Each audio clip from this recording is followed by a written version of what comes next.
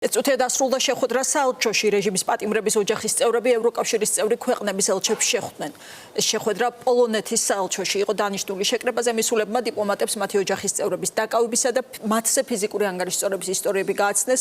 უამბეს, როგორ უსწორდებათ მათ სისტემა ჯერ დაკავების მანქანებში, შემდეგ იზოლატორებში, ბოლოს კი სასამართლო დარბაზებში, სადაც დაზარალებულები დამნაშავეებად ცხადდებიან. შეხვედრაზე იმყოფებოდა საბას ხვიტარიძის დედა, ის სახელმწიფომ დაზარალებულად ცნო მასზე განხორციელებული წამებისა და ფიზიკური ძალადობის გამო, თუმცა დამნაშავე არ დაუსჯიათ. თავად ხვიტარიძეს ედავებიან სისხლის სამართლის წესით.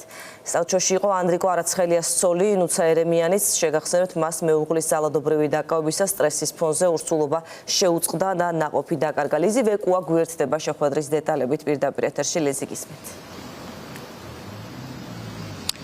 დიახ, სულ რამდენიმე წუთის წინ დასრულდა შეხვედრა რეჟიმის პატიმრების მშობლებისა და ევროკავშირის ელჩების და სხვადასხვა ქვეყნების წარმომადგენლებს შორის. შეხვედრას ესწრებოდნენ პოლონეთის, გერმანიის, შვედეთის, დანიის, იტალიის, რუმინეთის, ბულგარეთის, უნგრეთისა და ასევე საბერძნეთის ელჩები. როგორც რეჟიმის პატიმრების მშობლები ჩვენთან საუბრისას აღნიშნავენ, მათ ისაუბრეს ყველაფერზე, თითოეულ მათგანს მიეცათ საკუთარი სიტყვის წარმოთქმის უფლება. მათ აღუწერეს ის სიტუაცია და ის გამოწვევები, რის ქვეშაც ახლა ისინი ცხოვრობენ მას შემდეგ, რაც მათი შვილები დაატყვევა რეჟიმმა.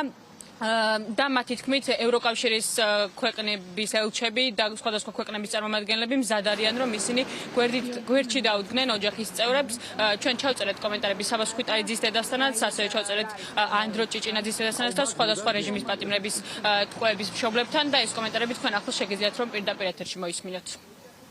ჩვენი თხოვნები ძირითადად შემოიფარგლებოდა რამოდენიმე პუნქტად.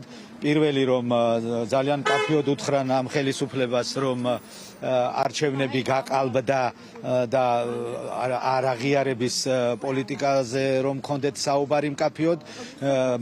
მეორე საკითხი, რომ აუცილებლად გაამკაცრონ სანქციები გავრცელდეს როგორც ოჯახის წევრებზე, ასევე მათ ბიზნეს პარტნიორებზე, ვინაიდან ფული არის ძირითადად ამ რეჟიმის საყრდენი, რომლითაც ყვებავენ ძალოვან სტრუქტურებს.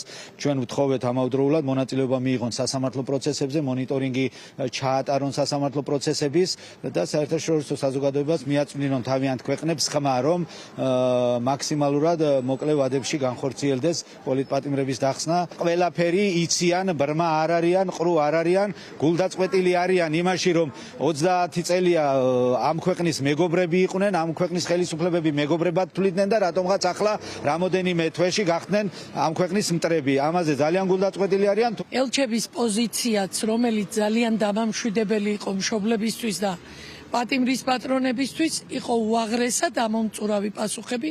თანადგომა რო გვექნება, გვერდში დგომა რო გვექნება, ამ სასამართლოს რო დაესწრებიან, რაც ჩვენთვის დღევანდელ ცხოვრებაში მთავარი არის სასამართლო, მოსამართლე და პროკურორი. ამაზე დაგვიდგებიან გვერდით და მე მგონი კი არა აუცილებლად გვექნება შედეგი და დანარჩენი. ჩვენ არ გავჩერდებით და ვიცი, რომ ჩვენი ბოლო ევროპისკენ არის და გამარჯვებისკენ. ვიცი, ჩემ შვილს და ყველა შვილს ჩავიხუტებთ მალე გულში. ყველა სახელით რაც შეგვეძლო ვისაუბრეთ და ველოდებით მყისი რეაგირებას მათგან. თვითონაც გამგვიცხადეს სოლიდარობა და გვითხრეს, რომ ყველანაირად უფრო მეტად ჩაერთვებიან და ესწრებიან პროცესებსაც. მათ გვითხრეს, რომ ყველაფერს გაითვალისწინებდნენ ჩვენი მონაყოლებიდან, რადგან ჩვენ ცხოვრობ დიქტატორულ ქვეყანაში და ესე ცხოვრება ფაქტობრივად შეუძლებელია. გვითხრეს, რომ სხვადასხვანაირ დახმარებას გაგვიწევდნენ. პოლიციელს ვითომ პოლიციის მხარეს წყლის ბოთლი ისროლეთო და გაუშვეს ჯგუფურში სისხლის სამართალიო და რა არის აქ სისხლის სამართალი ვერ გავიგე. სისხლის სამართალი ის არისო 92 წელს 18 წლის ბიჭი მომიკლეს ქართული დროშით, ეროვნული დროშით ხელში მიტინგზე წინ მიდიოდა და ცირკთან სნაიპერის ტყვით დამეხვრიტეს.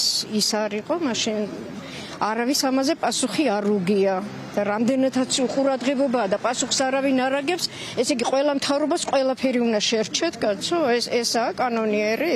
დაგვპირდნენ, რომ 30 წელია ჩვენი მეგობრები არიან და ეხლაც არ მიგვატოვებენ.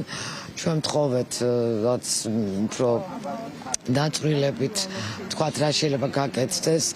ვთხოვეთ სანქციები, რომ დროულად იყოს, ვთხოვეთ ის, რომ მონიტორინგი იყოს ციხეებშიც და მონიტორინგი იყოს სასამართლოებზეც. ამას ყველაფერს დაგვპირდნენ, სათითაოდ ილაპარაკა ყველამ.